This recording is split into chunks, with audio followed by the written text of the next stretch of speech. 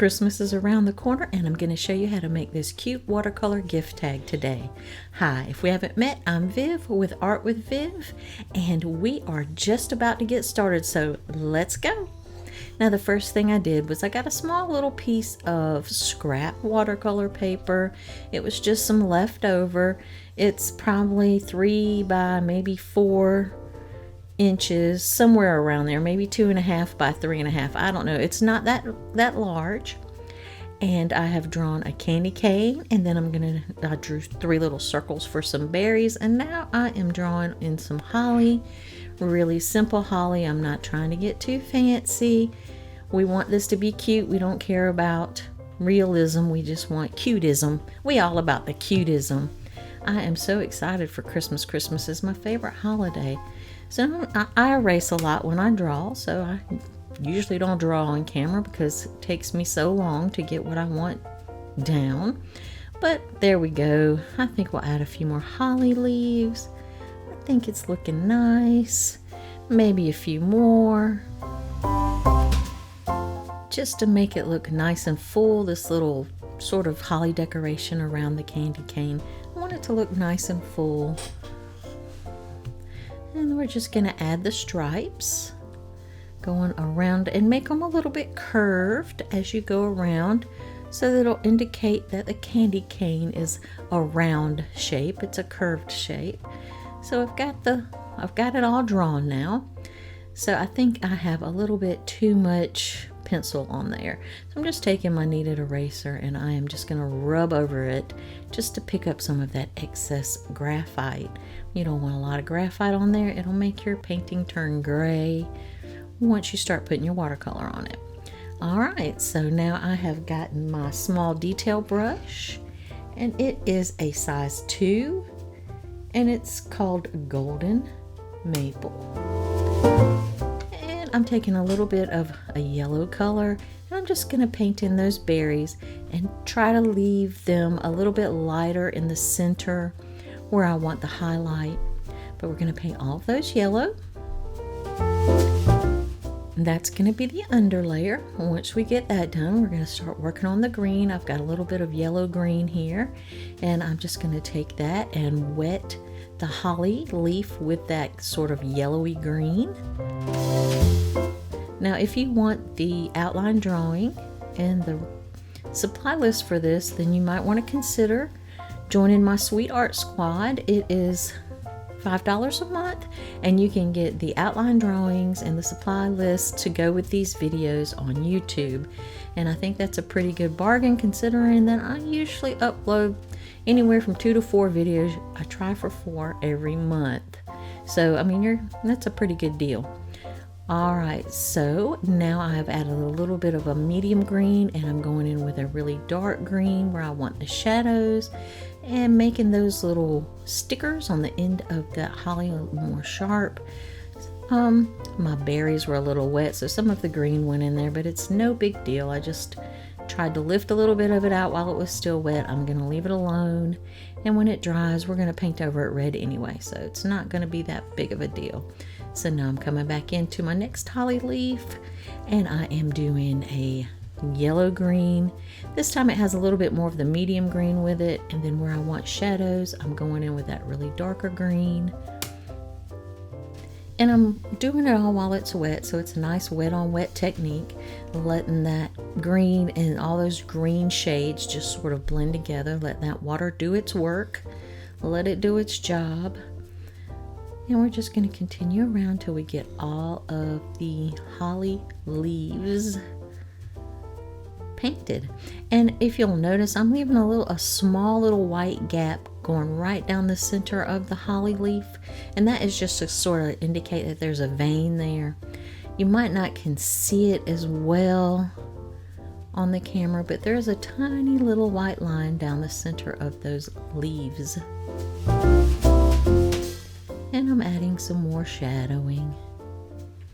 Alright, once we get those holly leaves finished, then we are going to go, and by now those berries are dry, so I'm taking a little bit of red and I'm just sort of going really thick on the outside edges, and then taking some clean water and a little bit waterier mix and just sort of blending it toward that center where I want the highlight. But I'm not going to cover the entire surface of the berry with the red. I need a little highlight, need a little glitz, need a little glamour. So I want a highlight in there. So I am not going to paint the whole entire surface of each berry red. I'm going to leave a little bit of the yellow showing through as sort of a highlight. Now once I get all these berries done, we will move on and start on the candy cane. And you see I've just painted it sort of thickly around the edge of the berry, and then I'm going and picking up clean water and just blending it toward the center of the berry. Now I am going to get a little bit of blue, and I want it to be a really, really watery mixture. So I've got that really watery mixture blue, and I'm going to go down each side of the candy cane. That's going to be my undershadow. It's going to be what's underneath the red color to make it darker toward the edges, or help make it darker towards the edges. So I'm just going to go around on both sides of my candy cane with this really watered down blue. And right where the leaves and the berries overlap, I'm putting a little bit of blue there too, so it looks like that those leaves and berries are casting a shadow. And my camera keeps focusing all over the place. I'm going to have to fix the focus part. I did not realize it while I was filming this, so I apologize. So I'm getting those shadows in on each side of the candy cane with that really watered down blue. I mean, you really want it to be watery. You don't want it to be too dark, because then once you put the red on top, it'll look purple. And we don't want our candy cane to look purple. At least I don't. You might want a purple candy cane. I don't know, but I don't. So I'm going to stick with the lightest blue I can get down there. Now I'm going to go and get sort of a rose color. And I'm going into the center of these berries just to darken that up, give it a little bit extra, punch to it. It needs a darker dark. It's all looking like it's one value. It's kind of a medium value with a highlight. So we're going to add a little bit of a darker rosier red in there as some more shadows. And while I'm doing that, we are waiting for that blue to dry. And since I'm using a really small brush, I'm not using a lot of water, so everything is drying fairly quickly. Again, I'm using a number 2 detail brush. So I am going to come in here, and I'm getting sort of a candy colored red and a little bit of a darker red, and that's what I'm going to make the candy cane stripes with. So I'm going to go down the edge with the more concentrated color, with the more concentrated paint, and what that means is it just has less water in it. More paint, less water. And then I'm going to get some water and blend it out toward the center, but at the very center I want to leave a little white highlight. See that little white stripe right down the center? That's the highlight of the candy cane where the light is hitting it. And I'm just going to lift, I got it a little too dark next to that highlight, so I'm just lifting some of that up and wiping it on my paper towel. I want the darkness to be near the edges and it to gradually get a little bit lighter toward that highlight, and then have the highlight. So I'm adding a little bit more of the concentrated red mix right there on the edges. So then we're going to work our way up on the stripes and do the same thing. We're going to paint each edge and leave a little white stripe right in the center for the highlight. And I want it to be a little bit darker right around the edge of that holly leaf, because of course that holly leaf is casting a shadow. So we might not be going for ultra realism, but we still want to make it look like it's, possible. It's plausible. It's convincing that there is a holly leaf on top of there. And I'm just right now just trying to sort of clean up that white line.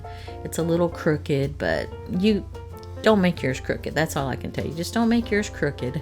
Mine got a little crooked. So we're going to keep working our way around this candy cane, remembering that we want the edges to be darker and down the center to be a lot lighter for the highlight.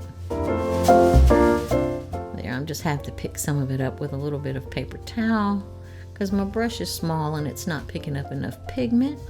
So we're just going darker on those edges and almost white in the center, and then blending it out and lifting. If we've got a little too much, we're just going to lift it out. I'm going to come back over here and add a little bit darker right to the edges of those.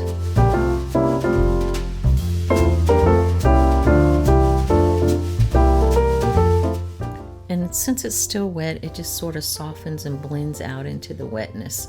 So it's not creating hard lines on those edges, but it is giving nice dark shadows. And I'm just sort of lifting up a little bit. I got a little carried away with the red on this little stripe, but it's okay. It's just a candy cane. We're not getting too crazy about it. We're just going to work our way down, and then we are almost finished with our little candy cane.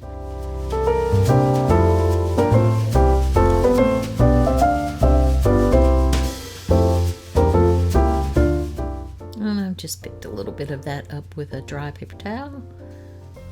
And just blending those edges.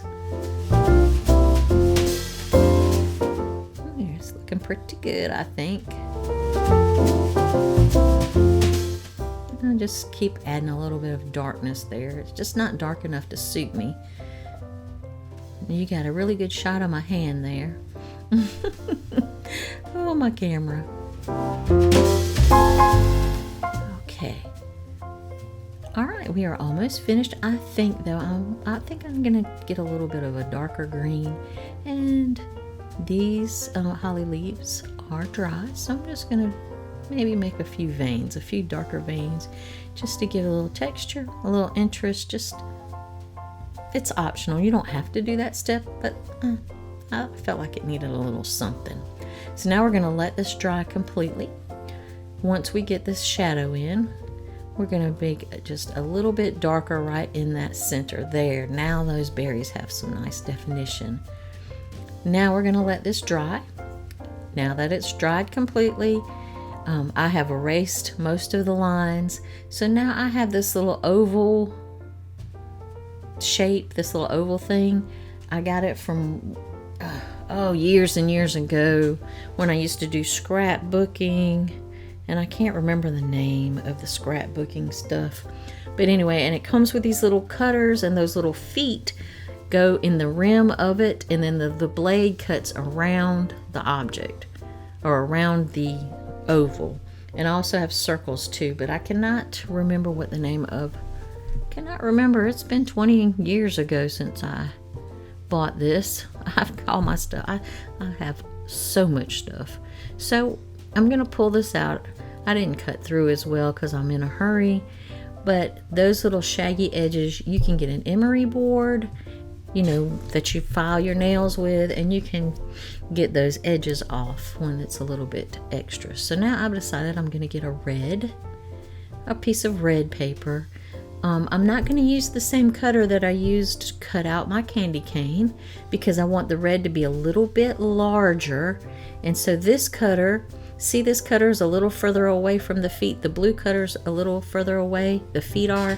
So it will make a bigger oval when I go around, because it'll cut further away from the edge of the oval, so that it'll make a nice little frame if you want to. Now there is my emery board, and I'm just trying to sand off some of the rough edges.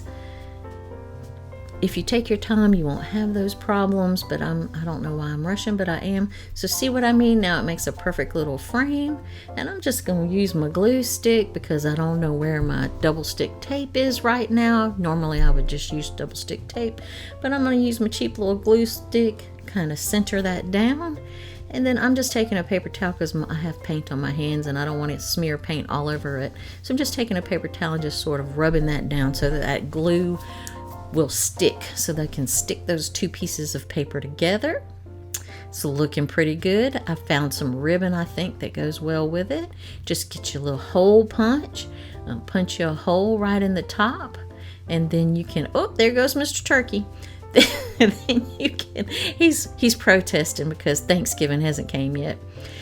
And you just pull that, loop your ribbon, pull the loop through the hole, and in the back side you can just tie a knot. And that will hold in there, and it'll be there's your cute little gift tag. There you go, voila. So I hope you have enjoyed this, and I hope you have a very happy Thanksgiving and a very Merry Christmas. I will see you soon. Happy painting.